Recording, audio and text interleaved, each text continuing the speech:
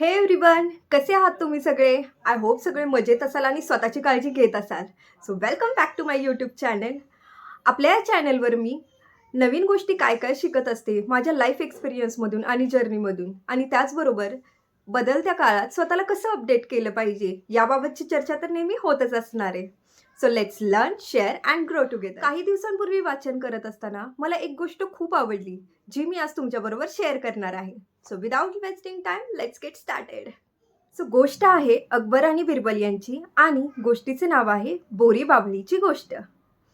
So Akbar आणि बिरबल एकदा फेरफटका मारायला गेले. बरेच दूरवर अंतर चालल्यानंतर ते विश्रांतीसाठी एका झाडाखाली थांबले. थोड्याच अंतरावर त्यांना एक कष्टकरी महिला प्रसव वेदनेने विव्हळताना दिसली.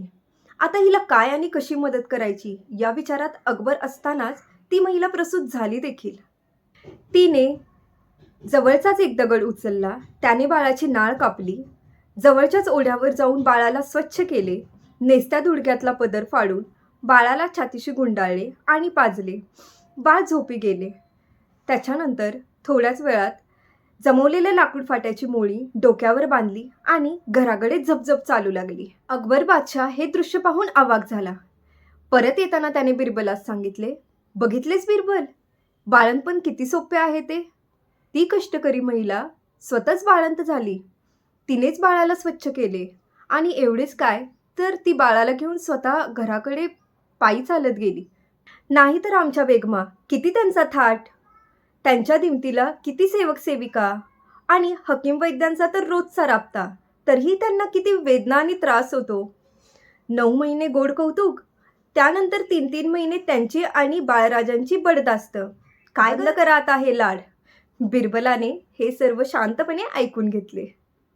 अकबर बादशहाने राजमहालात येताच बेगमांचे लाड बंद करा असा खलिता काढला. त्यामुळे राजमहालात गर्भवती बेगमांचे धावेदन आणले. त्यांनी बिरबलास बोलावून आपली कैफियत मांडली आणि त्यातून काहीतरी मार्ग काढण्याची विनंती देखील केली. बिरबलाने बेगमांना धीर दिला. 2-3 दिवसातच या गोष्टीचा काहीतरी सोक्षमोक्ष लागेल, तुम्ही चिंता करू नका, अशी ग्वाही दिली. इकडे बिरबलाने उद्यानाच्या प्रमुख माळास बोलावले आणि गुलाबांना पाणी घालणे बंद कर म्हणून सांगितले. बादशाने जर काही विचारले तर माझे नाव सांग, तुला कोणत्याही प्रकारची शिक्षा होणार नाही याचे अभय दिले. सांगितल्याप्रमाणे माळ्याने देखील गुलाबांना पाणी घालणे बंद केले. 1-2 दिवसातच रोपे कोमेजली, बागेची रयाच केली. बिरबल आणि अकबर फेरफटका मारत असताना बिरबलाने मुद्दाम त्यांना उद्यानात येण्याची विनंती केली. उद्यानात आल्यावर मात्र बागेची ही दुर्दशा पाहून, कोमेजलेली फुलझाडे पाहून बादशहाचा राग अनावर झाला. त्याने त्वरित माळ्यास बोलवले. माळी बिचारा भीत भीत आला. त्याने घाबरताच अकबराला सांगितले की जहापना, बिरबलाने झाडांना पाणी देऊ नको या आज्ञेचे पालन मी केले, यात माझी काहीही चूक नाही. त्याने माफ करा अशी गयावया देखील केली.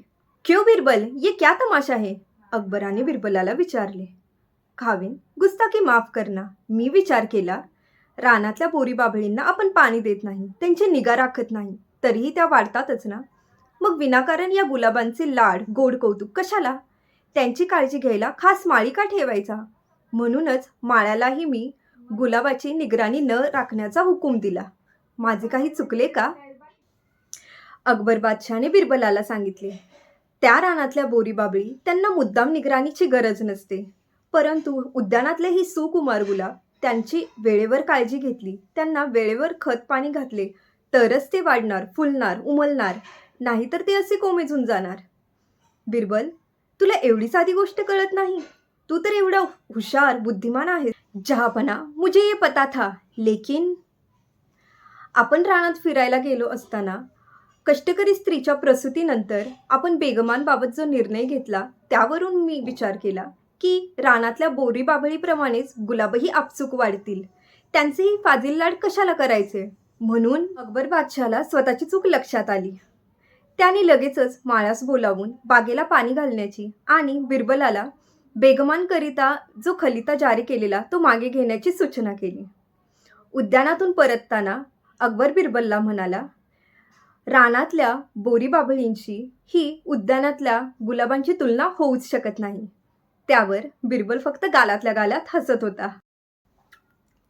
या गोष्टीवरून आपण काय बोध घ्यायचा आहे? तर या गोष्टीचा तात्पर्य असा आहे की ज्यांना निसर्गदत्त संरक्षण असते त्यांचे नियम सर्वांना लागू पडतीलच असे नाही. निसर्गानेच निर्माण केलेल्या प्रत्येक वृक्षवेलीतही हा फरक आपल्याला दिसतो. गर्भधारणा आणि प्रसूती ही निसर्गदत्त प्रक्रिया सर्वांना सारखीच असते, परंतु प्रत्येक स्त्रीची ही शारीरिक क्षमता वेगवेगळी असते. प्रक्रियेच्या बाबतीत एकच नियम, औषधी, काळजी लागू पडेल असे नाही. काही स्त्रियांना गर्भधारणा काळात आणि प्रसूतीमध्ये देखील काहीच त्रास होत नाही. त्या स्वतःची विशेष अशी काही काळजीही घेत नाहीत, परंतु काहींना बेड रेस्टही सांगितली जाते. गर्भधारणा काळात आणि प्रसूतीमध्ये देखील वेगवेगळ्या अडचणींना सामोरे जावे लागते. अशा वेळी तज्ज्ञांचा सल्ला, विशेष काळजी आणि मार्गदर्शनामुळे विश्रांतीचा पर्याय समोर आला जातो.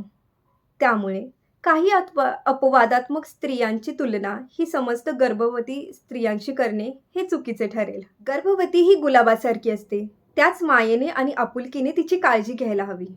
गुलाबाला जसे औषध पाणी वेळेवर हवे, तसेच गर्भवतीलाही आहार आणि औषधही वेळेवर हवी. सो ही कथा आणि त्याचं तात्पर्य तुम्हाला पटलं का हे मला कमेंट बॉक्समध्ये नक्की कळवा. आणि हो, मी बऱ्याच जणांना बघितलं की चॅनलला त्यांनी व्हिजिट केलेलं आहे पण सबस्क्राईब अजून केलेलं नाही आहे. तर मंडळी, चॅनलला प्लीज सबस्क्राईब करा, कारण हे तुमच्यासाठी फुकट आहे पण त्यातून मला मोटिवेशन मिळणार आहे. सो चॅनलला सबस्क्राईब करायला नक्की विसरू नका.